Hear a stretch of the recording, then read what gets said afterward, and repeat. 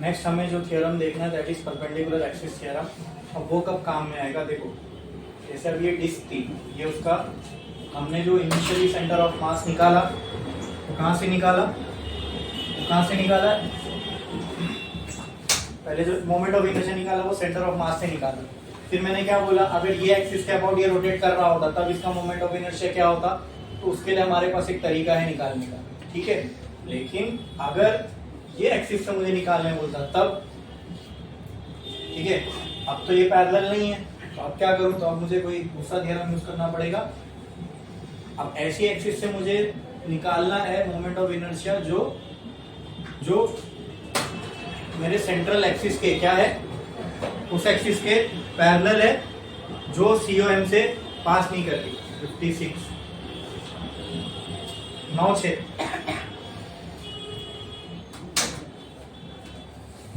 ठीक है। और एक लिखो, नेक्स्ट स्टार डालो और हेडिंग लगाओ, perpendicular axis theorem. Perpendicular axis theorem, it is only applicable for 2D lamina. 2D lamina perpendicular axis theorem आप सिर्फ और सिर्फ किस पे लगा सकते हो, 2 डायमेंशनल ऑब्जेक्ट्स पे, ठीक है। 2D लैमिना, लैमिना का मतलब ही होता है 2D objects.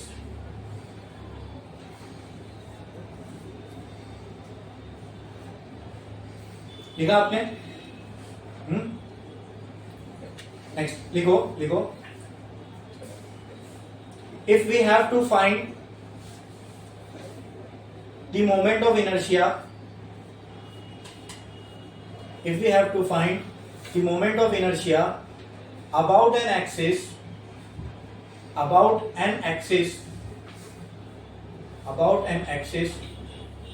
which is perpendicular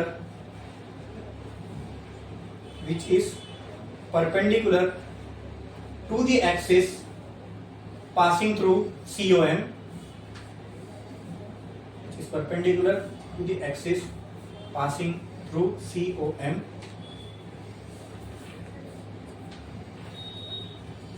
or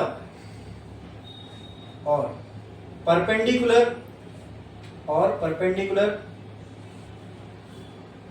to the plane of 2D object, perpendicular to the plane of 2D object, ठीक है।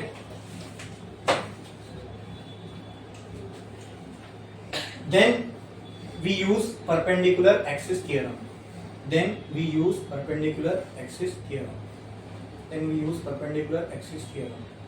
ठीक है। मान लो ये कोई भी एक प्लेन लैमिना है, ठीक है, ये उसका लेट से COM है, सेंटर ऑफ मास की पोजीशन है। इस बॉडी का मुझे मोमेंट ऑफ इनर्शिया निकालना है, ठीक है। अब ऐसी एक्सिस के अबाउट निकालना है जो ये लेट से Z एक्सिस है, या मैं बाहर ले लेता हूँ, चलो ये X एक्सिस है, ये Y एक्सिस है, और यहाँ पे जो बाहर निकल रही है ये Z एक्सिस है। बोलो इतना क्लियर है? अरे बोलो। मैंने कहीं पे भी एक पॉइंट ले लिया यहाँ पे DM मास का, ठीक है, हाँ। अब मुझे आप ये बताओ, DM का जो X एक्सिस तक का डिस्टेंस है, late say that is X, ठीक है, परपेंडिकुलर डिस्टेंस ही लेंगे ना। Y तक का जो डिस्टेंस है, लेट दिस बी Y। ये बोलो क्लियर है? अभी देखो ये DM मास है, लेट से यहाँ पे कहीं ये एक बॉडी है, यहाँ पे कहीं पे DM मास है, ठीक है। X एक्सिस ये है बराबर, Y एक्सिस ये है बराबर, हाँ, और ये है Z एक्सिस, राइट। तो Z एक्सिस से अगर मैं नापूं तो ये ऐसा कुछ टेढ़ा आएगा, ठीक है। तो लेट से ये जो है ये इसका है ना, Z एक्सिस से डिस्टेंस है, तो let this distance be Z, ये बोलो क्लियर, समझ में आ रहा है? हाँ, मुझे आप ये बताओ कि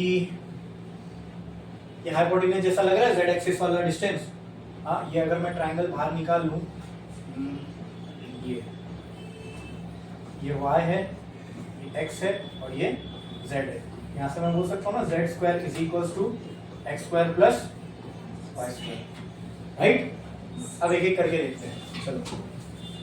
moment of inertia of dm about x axis क्या आएगा बताओ, क्या आएगा? Moment of inertia about x axis क्या आएगा? dm इंटू एक्स स्क्वायर, जिस एक्सिस से रोटेट हो रहा है, ठीक है। फिर moment of inertia of dm about y axis क्या आएगा? बोलो आई वाई क्या आएगा?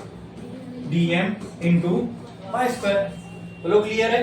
फिर moment of inertia of dm about z axis क्या आएगा? I Z is equal to dm into z square, बराबर।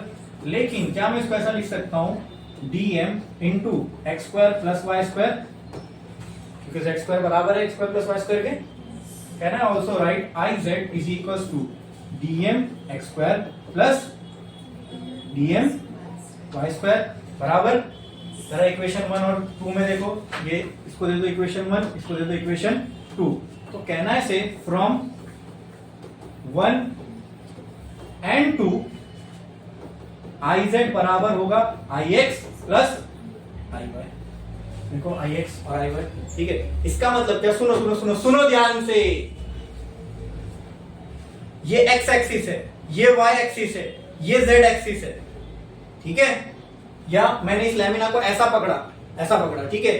ये एक्स एक्सिस है, ये वाई एक्सिस है, ये जेड एक्सिस है। आप देख रहे हो एक एक्सिस, ये जेड एक्सिस ऐसी है जो इस प्लेन के परपेंडिकुलर है, बराबर? अरे बोलो पक्का? तो ऐसी एक्सिस से अगर हमें मोमेंट ऑफ इनर्शिया निकालना हो जो ऑब्जेक्ट के प्लेन के परपेंडिकुलर हो, तो उस केस में हम कौन सा थ्योरम यूज करेंगे? Perpendicular axis theorem. मतलब moment of inertia about Z axis क्या हो जाएगा? एक्स के अबाउट जो मोमेंट ऑफ इनर्शिया है वो प्लस वाई के अबाउट जो मोमेंट ऑफ इनर्शिया है वो, दोनों को ऐड करना पड़ेगा। क्लियर है? ठीक है, छापो।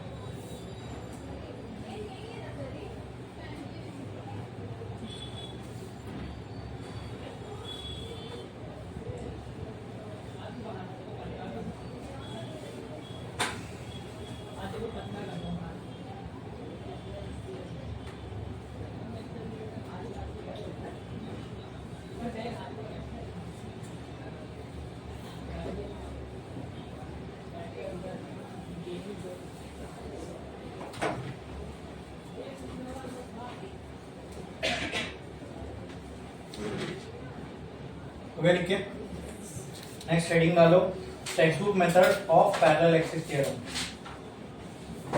ठीक है, बता देता हूँ मैं आपको टेक्स्ट बुक के हिसाब से पैरेलल एक्सिस थ्योरम क्या है। Text book method of parallel axis theorem जैसा आपकी टेक्स्ट बुक में है। ठीक है, मान लो ये कोई 3D ऑब्जेक्ट है, सॉरी ये कोई ऑब्जेक्ट है, इसका हमें मोमेंट ऑफ इनर्शिया निकालना है। लेट्स से ये है O और इस O से पास हो रही है इसकी COM, क्या COM, यानी ये जो एक्सिस है वो COM से पास हो रही है, तो इसको मैंने नाम दे दिया C।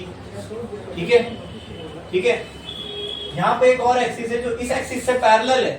ठीक है, उसको मैंने नाम दे दिया P, और इन दोनों के बीच का जो डिस्टेंस है let that distance be H, let that distance be H। अरे बोलो क्लियर है इतना? हाँ ठीक है, और इस पूरे मास पे यहाँ कहीं पे भी मैंने एक पॉइंट मास ले लिया DM। क्या ले लिया? DM। मुझे मोमेंट ऑफ इनर्शिया निकालना है इस DM का इस P वाली एक्सिस से। कहां से? P वाली एक्सिस से।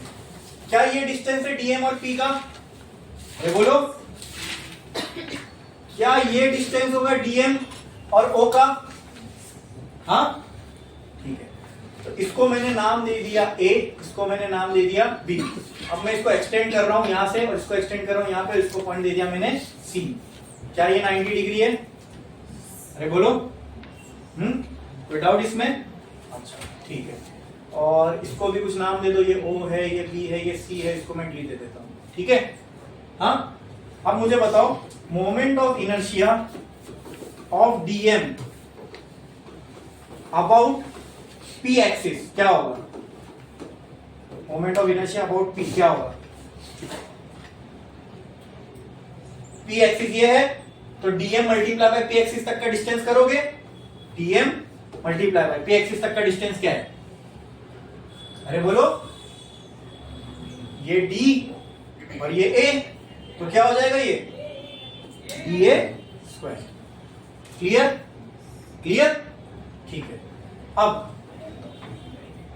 ये ट्रायंगल देखो, ये वाला, ये और ये है D,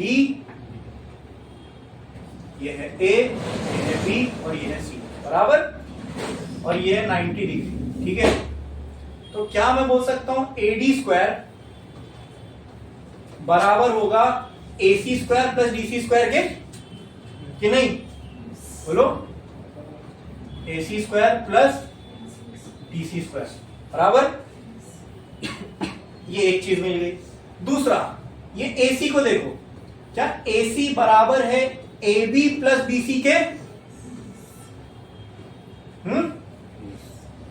इसके नीचे डायग्राम बना के लिख देना। ठीक है, अब इसमें आगे बढ़ते हैं। क्या DA स्क्वायर की जगह पे मैं ये पूरा लिख सकता हूं?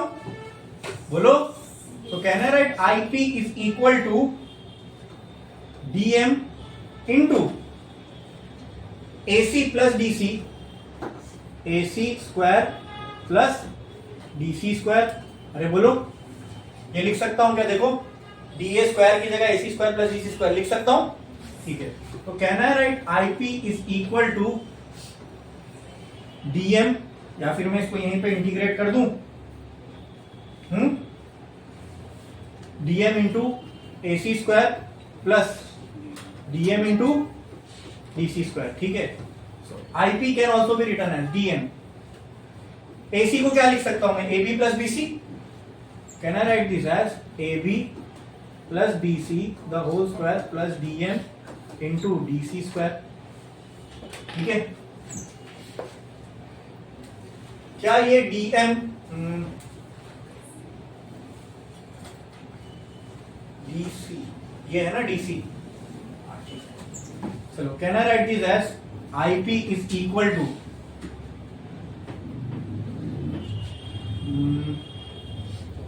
DM इंटू, इसको पूरे को खोलोगे तो क्या बनेगा? A स्क्वायर प्लस 2, बोलो, AB into BC plus B square मतलब BC square plus DM into DC square. Clear है इतना? Can I write this as IP is equal to, ये अंदर जाएगा तो क्या हो जाएगा? DM AB square plus DM 2AB into BC plus DM into BC square plus dm into dc square. Clear है इतना? हाँ, अब इसमें से देखो dm into A B square, A B, ये ए बी है, इसकी जगह पे मैं h लिख सकता हूं। Can I write this as I P is equal to dm into h square plus, काम करता हूं मैं, अरे यार, एक काम करता हूं मैं, इसके बाद ये इंटीग्रेशन पहले कर लेता हूं ताकि dm को हम इंटीग्रेट कर सके। ठीक है, तो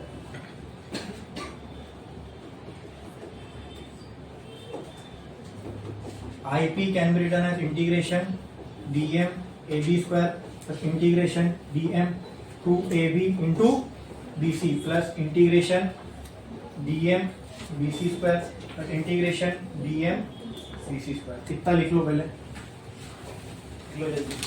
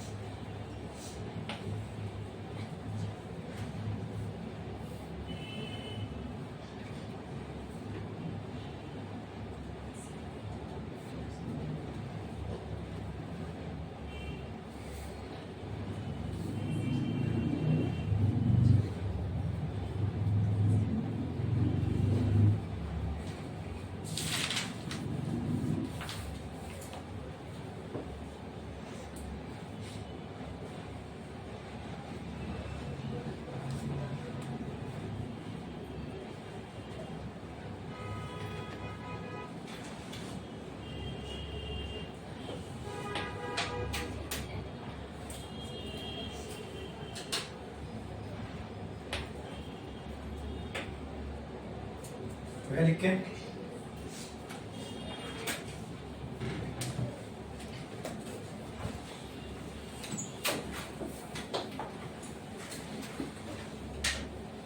मैं कर रहा हूँ इसके आगे का पार्ट। ये वाला टर्म 0 हो जाएगा, सेम जैसे वहां मैंने आर के टर्म के लिए बताया था आपको। ये बी सी और ए बी दोनों opposite side of centre of mass है, ठीक है। तो इनको जब हम इंटीग्रेट करेंगे, एक साइड के प्लस और एक साइड के माइनस, टोटल नेट क्या आएगा 0। T M into A B square, इसको मैं ऐसा लिख सकता हूँ क्या, देखो I P is equal to A B बाहर integration D M, B square बाहर इंटीग्रेशन डी एम, प्लस वो क्या बचेगा वहां पे अगर मैं इसको ऐसा लिखूं इंटीग्रेशन डी एम, ठीक है। और एक चीज कर देता हूँ, वो दोनों बी सी उसी को कॉमन बाहर ले लेता हूँ, ये ऐसा हो जाएगा क्या, देखो बी सी स्क्वायर प्लस क्या है वो D C square integration D M, बराबर लिख सकता हूँ ऐसे, ठीक है। Right, this I P is equal to A B square को क्या मैं एच ए बी स्क्वायर है, ए बी स्क्वायर, तो इसको मैं एच लिख सकता हूं H square into capital M, integrate करूंगा तो plus B C square plus D C square क्या हो जाएगा। अब ये ट्राइंगल निकालो, यहां पे चेक करो, ये बी है, ये डी है, ये सी है, ये परपेंडिकुलर है। कहना right B D square is equal to B C square plus D C square, हाँ B C square plus D C square, क्या ये वही है B C square plus D C square. इसकी जगह पे मैं क्या लिख सकता हूँ बोलो, B D square into integration D M, clear, ठीक है। अब ये बी डी स्क्वायर को अंदर लेके जाओ तो क्या मैं इसको ऐसा लिख सकता हूँ I P is equal to M H square plus integration T M into B D square, ठीक है। ये जो बी डी स्क्वायर, ठीक है, डी एम मल्टीप्लाई अगर बी डी स्क्वायर करूंगा तो सेंटर ऑफ मास से मोमेंट ऑफ इनर्शिया मिलेगा, हाँ। तो क्या ये पूरा टर्म आई सी ओ एम है, बोलो। इसको मैं इधर लिख देता हूं,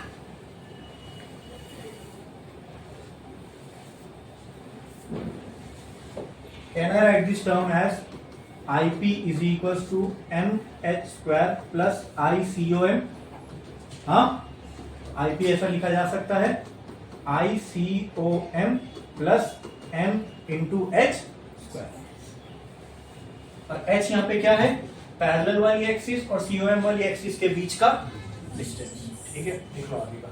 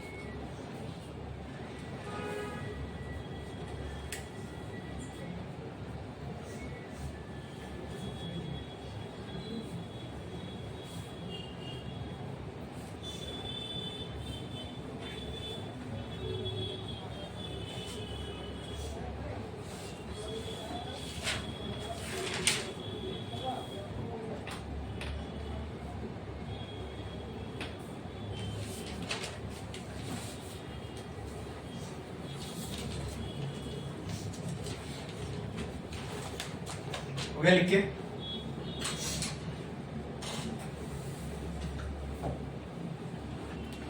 नेक्स्ट एक लाइन छोड़ो, स्टार डालो, हेडिंग लगाओ, लिख लो जिसका बाकी हेडिंग लगाओ, torque in terms of moment of inertia, torque in terms of moment of inertia, torque का फॉर्मूला निकालना है इन terms of moment of inertia.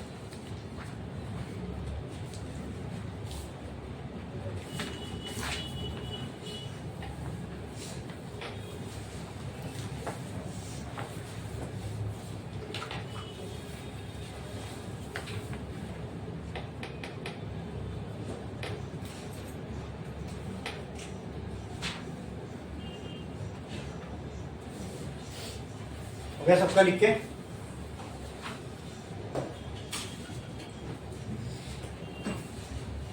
मान लो कोई एक रिजिड बॉडी है, ठीक है, ये उसके सेंटर ऑफ मास है, वहां से एक एक्सिस पास हो रही है, ठीक है, ये उसके अबाउट लेट से रोटेट कर रहा है। यहाँ पे कोई एक मास है, उसका नाम है m1 r1 पे, यहाँ पे कोई एक मास है, उसका नाम है m2 r2 पे, यहाँ पे कोई एक मास है, उसका नाम है m3, वो है r3 पे, ठीक है। इस मास पे एक फोर्स लगेगा, उसको मैं बोल देता हूँ F1, यहाँ पे एक फोर्स लग रहा है F2, यहाँ पे एक फोर्स लग रहा है लेट से F3, ठीक है, ठीक है। तो फोर्स इंटू परपेंडिकुलर डिस्टेंस मिलके क्या बन जाएगा, टॉर्क। मुझे इस बॉडी पे लगने वाला टोटल टॉर्क निकालना है, क्या निकालना है, तो total torque acting on body will be equal to τ1 plus τ2 plus τ3 बराबर है, हाँ। तो क्या मैं इसको ऐसा लिख सकता हूँ, τ1 इज इक्वल टू, या तो चलो इससे बेहतर पहले मैं इसको आम टर्म्स में लिख लेता हूँ, एक जनरलाइज फॉर्मूला बना लेता हूँ। Can I write tau is equal to force into perpendicular distance, ये लिख सकता हूँ मैं टॉर्क के लिए, बोलो। अच्छा, फिर मैं क्या ऐसा लिख सकता हूँ, फोर्स बराबर होता है मास इनटू एक्सेलरेशन, हाँ। Can I write tau is equal to m into a into r, हाँ। फिर क्या मैं लिख सकता हूँ, a बराबर होता है r अल्फा, तो can I write tau is equal to m into r alpha into r। Can I write tau बराबर m r square into alpha, बोलो। तो ये आ गया मुझे टॉर्क का फॉर्मूला, ठीक है, ठीक है। तो can I write for m1 τ1 will be equal to m1 r1 square alpha, हाँ। सिमिलरली τ2 क्या हो जाएगा, बोलो, m2 r2 स्क्वायर, ये अल्फा कांस्टेंट एंगुलर वेलोसिटी, सारे सेम एंगुलर वेलोसिटी से चल रहे हैं, m2 r2 square alpha, τ3 will be equal to m3 r3 square alpha, dot dot dot dot τn will be equal to mn rn square alpha. मुझे torque of पूरा body निकालना है, ठीक है, टॉर्क ऑफ होल बॉडी क्या हो जाएगी, τ1 plus τ2 plus τ3, कहां तक, τn तक, सारों को ऐड करेंगे, ठीक है, देखेंगे क्या आता है। पहले इतना लिखो, देखो पहले डायग्राम बनाओ, पहले डायग्राम बना लो, डायग्राम बना लो जल्दी।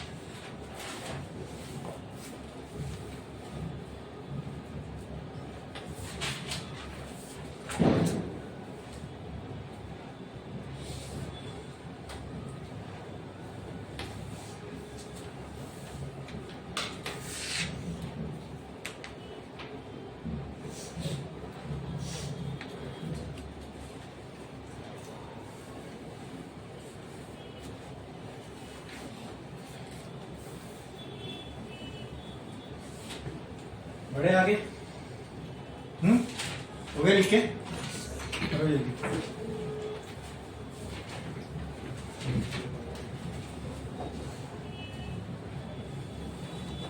हुआ लिख के। कहना है write here total torque will be equal to tau 1 की जगह m1 r1, टाउ 1 की जगह क्या आएगा बोलो, m1 r1 square alpha, tau 2 की जगह m3 r3 की जगह ऐसी। तो क्या इन सब में से मैं m1 r1 सबको कॉमन ले सकता हूँ? हाँ, तो क्या वो यही हो जाएगा?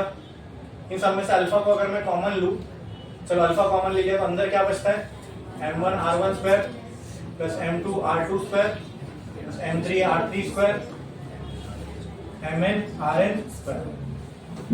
क्या मैं इसको ऐसा लिख सकता हूं, summation mi ri square i equal to 1 से लेके i इक्वल टू n तक। ये क्या होता है, ये क्या होता है, मोमेंट ऑफ इनर्शिया। तो टॉर्क एन पे रिटर्न है आई अल्फा, ठीक है। यहाँ में आ गया torque in terms of moment of inertia. समझ में आया? क्लियर है? छापो चलिए। बहुत मजेदार है ये, बहुत आसान है। इसके बाद हमें काइनेटिक एनर्जी निकालनी है, और उसके बाद एंगुलर मोमेंटम निकालना, मोमेंट ऑफ इनर्शिया। ठीक है, फटाफट करो जल्दी जल्दी।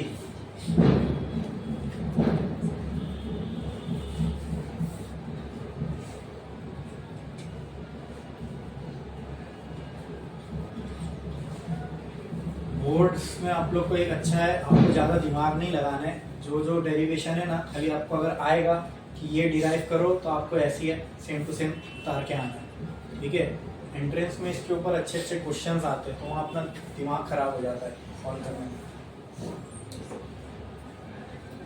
लिख के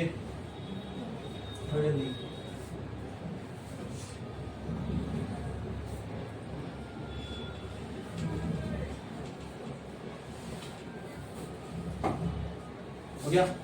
इसके बाद हेडिंग लगाओ, स्टार डालो, हेडिंग लगाओ, kinetic energy in terms of moment of inertia. इसके लिए क्या हेडिंग लगाए थे? अब ये जो काइनेटिक एनर्जी हम निकालने वाले ना दोस्तों, इसी को रोटेशनल काइनेटिक एनर्जी भी बोलते हैं। ठीक है, देखो नॉर्मल जो काइनेटिक एनर्जी थी उसका फॉर्मूला क्या होता था, हाफ mv स्क्वायर। ये ट्रांसलेशनल काइनेटिक एनर्जी कहलाती है। ट्रांसलेशनल मतलब जो लीनियर मोशन परफॉर्म करती है। ठीक है, एक होती है, ये होती है kinetic energy translational. Kinetic energy rotational का मतलब क्या, जो लीनियर वाले टर्म्स है वो रोटेशनल वाले टर्म से रिप्लेस हो जाएंगे, m की जगह v की जगह। मतलब अभी हम जो फॉर्मूला निकालेंगे कुछ ऐसा आना चाहिए, है ना। मतलब अगर फॉर्मूला ऐसा आया तो kinetic energy in terms of moment of inertia भी आ गई, और इसी को हम रोटेशनल काइनेटिक एनर्जी कहते हैं। समझ में आ रहा है?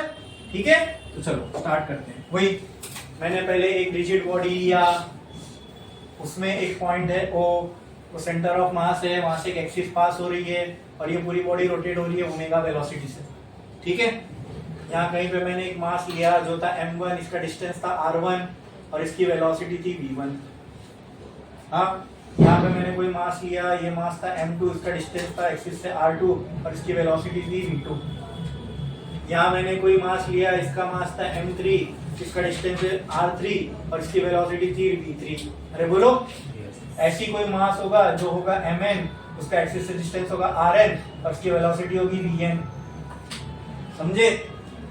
ये समझ में आ रहा है ना? इससे लिखने में ऐसा वो तो नहीं लग रहा है ना कि कुछ ग्रीक लैटिन लिख रहा हूं मैं। समझ में आ रहा है ना? ठीक है, अब मुझे आप ये बताओ, रोटेशनल काइनेटिक एनर्जी हमें निकालना है। नॉर्मली काइनेटिक एनर्जी का क्या फॉर्मूला होता है? Kinetic energy is equals to half mv square. ठीक है, अच्छा यहाँ पे मैं सबकी मुझे v पता है, तो मुझे मतलब सबकी लीनियर काइनेटिक एनर्जी पता है। ठीक है, ये यूज करके मैं रोटेशनल काइनेटिक एनर्जी निकालने वाला हूँ। तो kinetic energy will be equal to half m। क्या मैं v की जगह ऐसे, हमें पता है v बराबर होता है r ओमेगा के बराबर। ठीक है, तो मुझे आप बताओ v की जगह पे मैं लिख सकता हूँ कि r omega the whole square. तो कहना है write kinetic energy will be equal to half m r square omega square. बोलो क्लियर है? हाँ कि ना? मैंने लीनियर से रोटेशनल में कन्वर्ट कर दिया क्योंकि रोटेशनल का मेरे पास रिलेशन था। समझे कि नहीं समझे? समझ में आ रहा है ना? आ रहा है कि नहीं समझ में? अरे समझ में आ रहा है कि नहीं? ठीक है, तो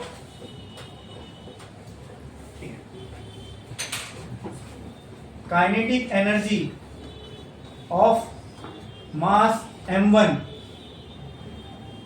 क्या होगी? बोलो kinetic energy of 1 will be equal to, कहना है this as half m1 r1 square omega, क्योंकि ओमेगा तो कांस्टेंट होगा सबके लिए, हाँ ओमेगा स्क्वायर। ठीक है, सिमिलरली ऐसी कर रहे थे ना लास्ट टाइम भी, खाली टर्म चेंज हो गए। काइनेटिक एनर्जी 2 क्या हो जाएगी? Half m2 r2 square omega square. Kinetic energy 3 क्या हो जाएगी? Half m3 r3 square omega square. Kinetic energy n, अरे वाह क्या खिलखिला के mn rn square omega square. ठीक है, क्लियर है? तब अब मुझे अगर टोटल काइनेटिक एनर्जी निकालना है दोस्तों, kinetic energy total is equal to, ठीक है,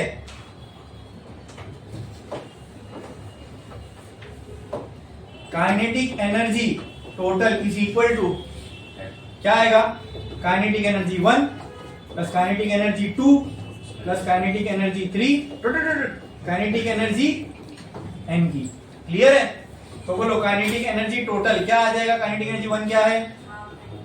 half m1 r1 square omega square plus half m2 r2 square omega square half mn rn square omega square.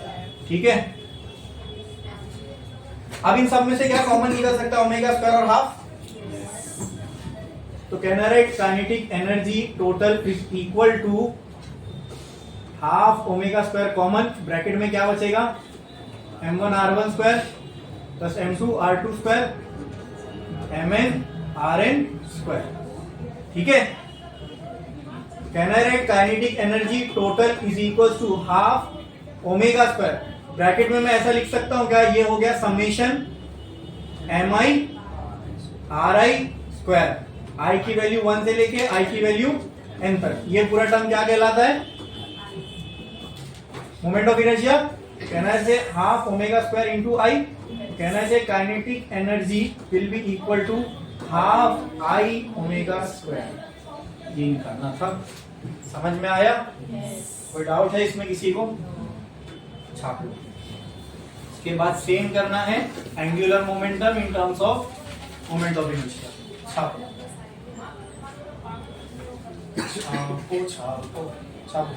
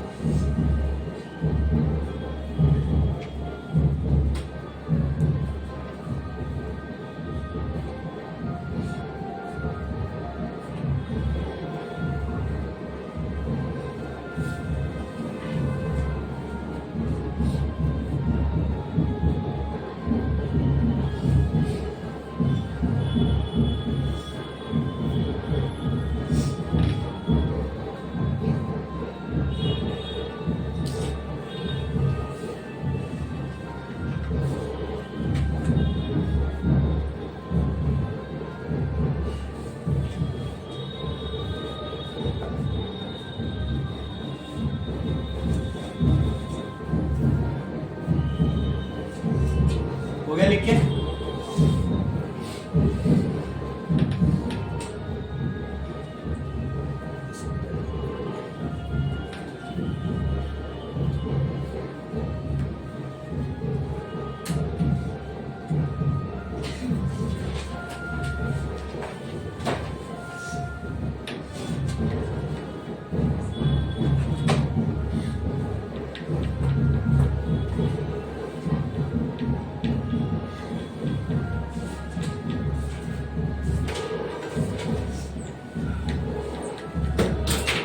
एक लाइन छोड़ो, स्टार डालो, लिखो angular momentum in terms of moment of inertia.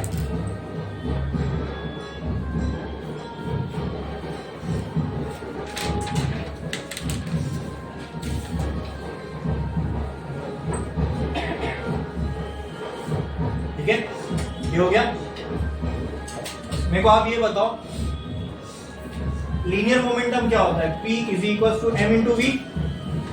Just imagine और मुझे इसका angular करके बताओ। P का एंगुलर एंगल में L बोला जाता है, ये लीनियर मोमेंटम है, इसको एंगुलर मोमेंटम बोलते हैं। अब ये मोमेंटम जो एंगुलर हो गया तो ये टर्म्स भी एंगुलर हो जाएंगे। तो मास का एंगुलर एनालॉजी क्या है? मास का एंगुलर एनालॉजी क्या है? हाँ, मास की जगह कौन आ जाता है? बोलो, मास की जगह कौन आ जाएगा? Moment of inertia I. v की जगह कौन आ जाएगा? मतलब हमें ये फॉर्मूला निकालना है। ठीक है, ठीक है। अच्छा, एक और बात, linear displacement angular displacement relation बताओ। x equal to linear velocity angular velocity relation बताओ। Linear acceleration angular acceleration relation बताओ। Linear momentum angular momentum relation बताओ। L equal to R into L। ठीक है, ये उल्टा आएगा। L is equal to R into P। ठीक है, यहाँ पे A equal to R alpha, P equal to R omega है रिलेशन R के साथ, लेकिन यहाँ पे एंगुलर वाला टर्म पहले और वो वाला बाद में। ठीक है, चलो एक रिजिड बॉडी है अपने पास, ये ओमेगा एंगुलर वेलोसिटी से चल रही है। ये पॉइंट हो रहा है, यहाँ से कोई एक्सिस पास हो रही है, एक्सिस COM वाली एक्सिस है।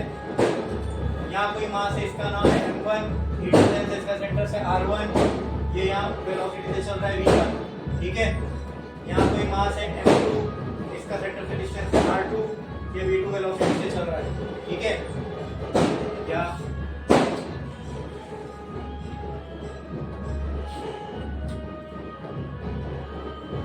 v2 वेलोसिटी से चल रहा है। ये है m3, distance r3, v3 velocity से चल रहा है। ऐसी ये है mn, rn, vn वेलोसिटी से चल रहा है। ठीक है, बोलो क्लियर है? मुझे टोटल एंगुलर मोमेंटम निकालना है। टोटल एंगुलर मोमेंटम क्या हो जाएगा? L1, L2, L3, ये सब चीज। मुझे इतना पता है L बराबर होता है R इंटू P के। ठीक है, और मुझे पता है P बराबर होता है M इंटू V के बराबर। तो मैंने क्या किया? R into M into V कर दिया। बोलो क्लियर है? फिर मेरे को इतना मालूम है V बराबर होता है R ओमेगा के, राइट? तो मैंने क्या कर दिया? R into M into R omega. बोलो क्लियर है? R into R। Can I write this as L equal to M R square into omega. अगर अभी आप देख लोगे तो आपको समझ में आएगा, I ओमेगा आ जाएगा इधर से। हाँ, तो L1 क्या हो जाएगा? बोलो,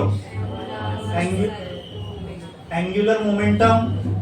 अरे इससे पहले मैंने मोमेंट ऑफ इनर्शिया लिख दिया था ना, है ना? नहीं, उसमें लिख देना kinetic energy of mass 1। Kinetic energy लिखे थे ना, तो फिर सही है। Angular momentum of m1 L1 is equal to m1 r1 square omega. Similarly बोलो L2 क्या हो जाएगा? m2r2 स्क्वायर ओमेगा, L3 क्या हो जाएगा m3r3 स्क्वायर, Ln क्या हो जाएगा mnrn स्क्वायर। तो L टोटल कितना हो जाएगा L1 plus L2 plus L3 Ln। Clear है? ठीक है, तो L total will be equal to L1 की जगह क्या पुट कर सकता हूं मैं m1r1 square omega plus m2r2 square, ऐसी ही mnrn square omega.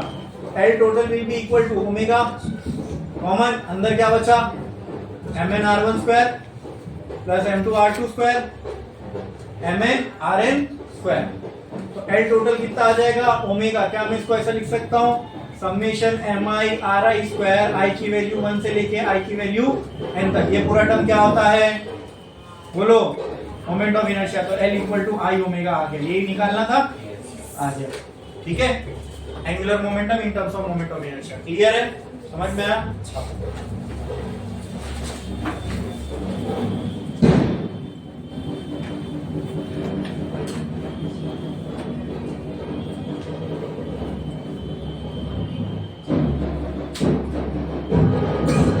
Angular momentum का p के साथ रिलेशन r ही है, लेकिन उल्टा है। हाँ, हम हमेशा लीनियर वाले ये साइड लिखते थे, एंगुलर वाले वो साइड, इसमें उल्टा है। एंगुलर वाला equal to r into linear वाला।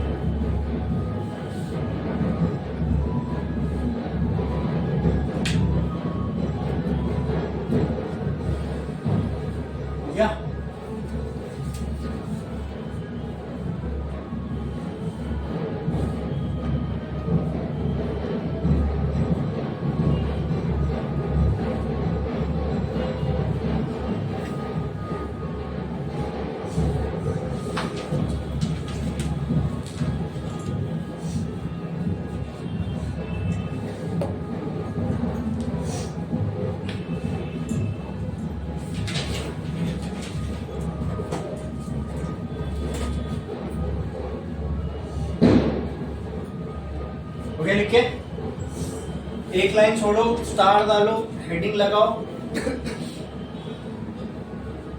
Conservation of angular momentum, conservation of angular momentum. ठीक है, आप मुझे बताओ पहले दोस्तों, कोई चीज का कंजर्व होना इसका मतलब क्या? यानी उसका टोटल अमाउंट सेम रहेगा पहले भी और बाद में भी। ठीक है, जैसे चार्ज के बारे में हम बात करते हैं कि मान लो अगर इस रूम में टोटल एग्जांपल ले रहा हूं, इस रूम में हम सब ये चीजें सब मिला के अगर इस रूम में चार्ज है 100, क्या है 100। अब ये हो सकता है कि मैंने अगर इसको टच किया तो मेरे से 10 अमाउंट ऑफ चार्ज इसके अंदर चला गया। ठीक है, तो मेरे पास 10 कम हो गया, इसके पास 10 बढ़ गए, लेकिन पूरे रूम का चार्ज अभी भी उतना ही रहा। ठीक है, तो total amount of the charge in this room remains constant. ठीक है, तो इसको मैं बोल सकता हूं कि इस रूम का चार्ज कंजर्व्ड है। क्या है? अंदर जो भी प्रोसेस हो, लेकिन टोटल चार्ज क्या होने वाला है? कंजर्व। उसी तरह ये था मतलब कंजर्वेशन का मीनिंग। ठीक है, ठीक है। एनर्जी कंजर्व्ड है, इसका मतलब क्या, total amount of energy in the universe is constant. एक जगह से दूसरी जगह एनर्जी जा सकती है, लेकिन टोटल एनर्जी यूनिवर्स की देखूंगा अंदर ही अंदर इंटरेक्शन हो सकता है, लेकिन पूरे यूनिवर्स की टोटल एनर्जी देखूंगा तो कांस्टेंट ही मिलेगी मुझे। ठीक है, बनाने वाले ने जितनी एनर्जी इसको चाहिए थी उतनी डाल दी इसके अंदर। ठीक है, अभी आपस में हम उसी को एक्सचेंज कर रहे हैं। ठीक है, अच्छा अब एंगुलर मूवमेंट कंजर्व कब माना जाएगा? कंजर्व का मतलब क्या, जितना पहले था बाद में भी उतना ही है। ठीक है, तो इसके लिए कंडीशन है, वो कंडीशन ध्यान में रखो। When net torque acting on a body is zero, then I can say if tau net is equal to 0, then I can say angular momentum initial is equal to angular momentum final. ठीक है, ठीक है, यही force में भी applicable है। अगर F net 0 हो तो इनिशियल मोमेंटम बराबर होता है फाइनल मोमेंटम। ठीक है, वही सेम चीज हमें यहाँ अप्लाई करनी है, और क्या। अब ये प्रूफ करना है हमें कि एंगुलर मोमेंटम कांस्टेंट होता है, यानी एंगुलर किसी तरीके से हमें एंगुलर मोमेंटम की जो वैल्यू है वो कांस्टेंट आनी चाहिए। ओके,